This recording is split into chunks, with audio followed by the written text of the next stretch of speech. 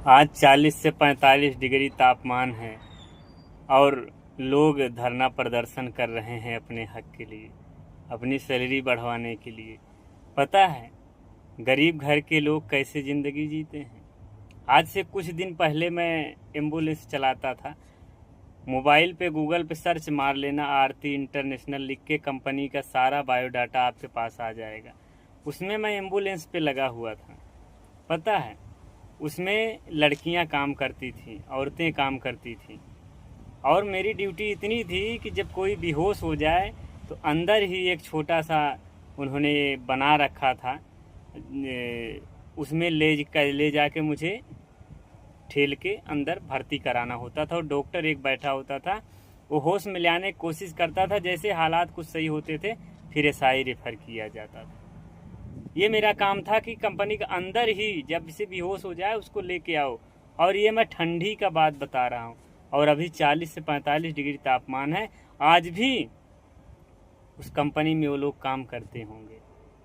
कपड़ा बनता है, धागा, सर्च मार लेना गूगल पे, धागा बनता है और लोग मजबूर हैं काम करने के लिए।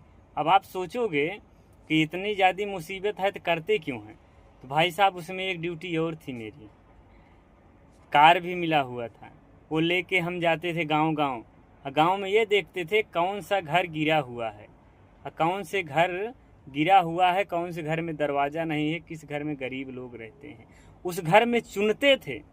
किसी गरीब लड़की अगर गरीब है तो उसको ले आओ, यहाँ हॉस्टल में रखो और उसको काम दो ताकि उसको खाना मिल सके और उसका घर चल सके और वो उस आग में झुलस सके और जल सके।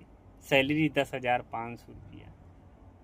वो इस आग में जलेगी क्योंकि गरीब घर की है, मजबूरी है और उसका घर का हालात बहुत ख़राब है, वो जलेगी।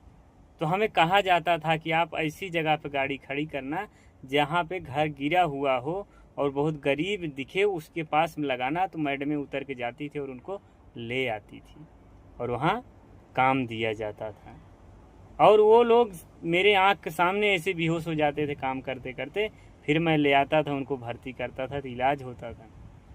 पता है 10,000 रुपये के लिए जान जोखिम में डाल के करते हैं।